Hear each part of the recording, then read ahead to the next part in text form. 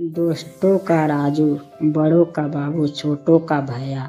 मैं राजू बाबू भैया आप सबको नमस्कार करता हूं और अपने आरबी भैया यूट्यूब चैनल में आप सब का स्वागत करता हूं और हिंदी साहित्य विकास की यात्रा में आप सबको निमंत्रित करता हूं। मैं प्रार्थना करता हूं कि आप सब अधिक से अधिक मेरे आरबी भैया यूट्यूब चैनल में कविता हिंदी साहित्य के विकास में जुड़कर अपना आशीर्वाद प्रदान कीजिए।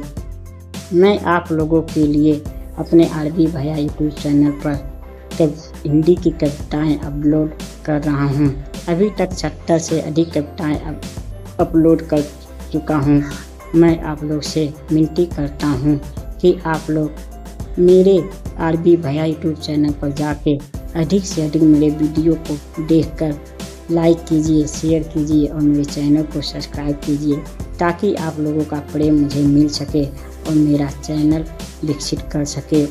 मैं चाहता हूं कि मैं समाज को कुछ दे सकूं। लेकिन दिव्यांगता की वजह से यह काम करने में असमर्थ हूँ।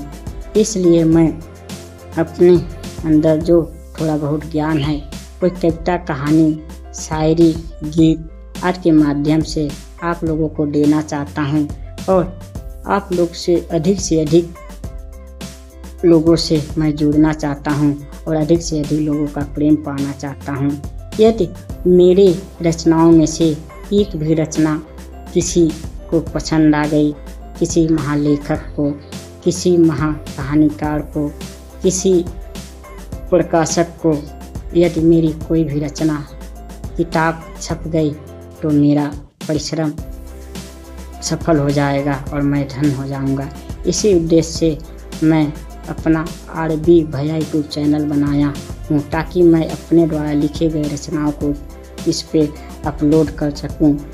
अभी तो मैं कविताएं अपलोड कर रहा हूँ और लगभग 70 से अधिक कविताएं अपलोड कर चुका हूँ और आने वाले समय में कोशिश करूँगा कि आप लोगों को अधिक से अच्छी कहानियाँ, निबंध, गीत, शायरी और शुभ विचार भी अपलोड कर सकूं और आप लोगों को मैं कुछ दे सकूं।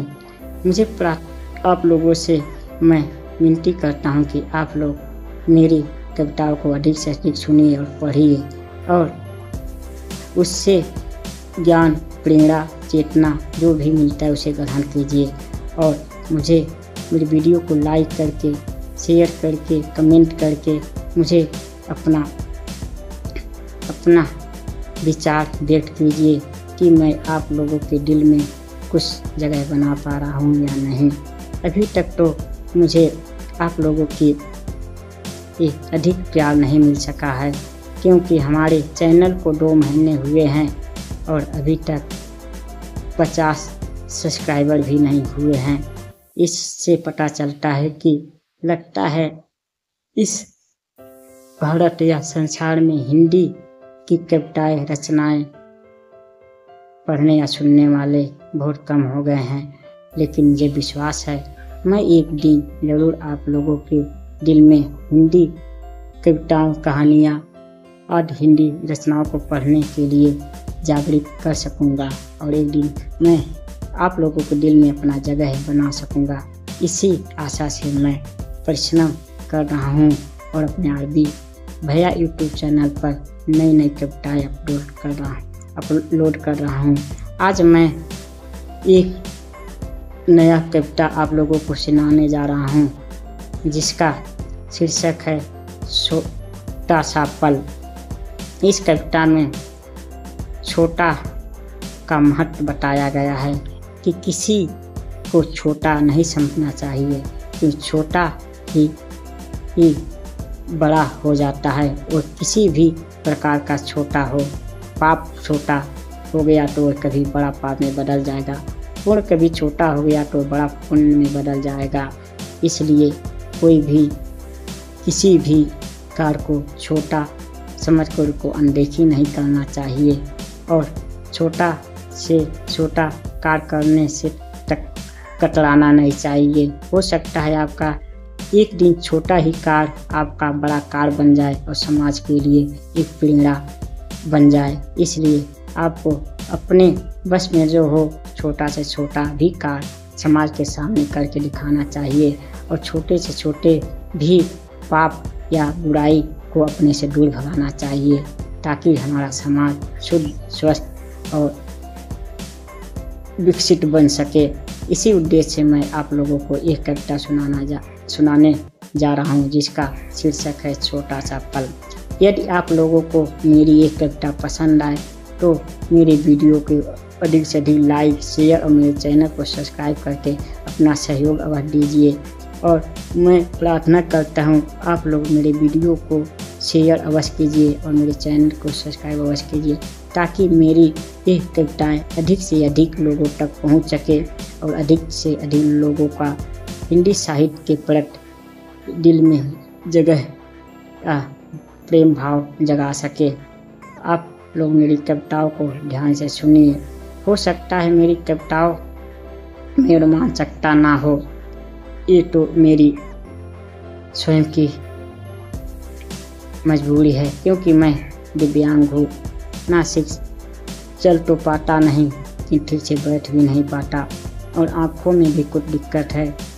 इसलिए कुछ कमी या त्रुटि हो जाए तो उसके लिए मैं आप सबसे क्षमा मांगता हूँ, लेकिन और प्रार्थना करता हूँ आप लोग मेरे गलतियों त्रुटियों पर मत जाइए। आप लोग मेरे लिखे हुए ये वाक्यों को पढ़ के मेरी भावनाओं को समझिए और अपना प्रेम मुझे प्रदान कीजिए। आज मैं एक कविता सुनाने जा रहा हूँ, छोटा सा पल।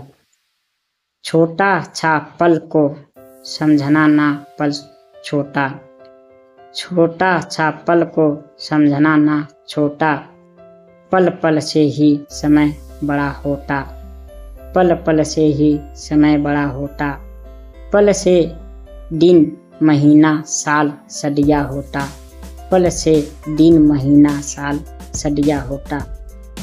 छोटा सा जल के बूंद को समझना ना जल का बूंद छोटा, छोटा सा जल के बूंद को समझना ना जल का बूंद छोटा, जल के बूंद बूंद से ही जलाशय बड़ा होता, जल के बूंद बूंद से ही जलाशय बड़ा होता, जल के बूंद से सरोवर झील नदिया सागर होता, जल के बूंद से सरोवर झील नदिया सागर होता।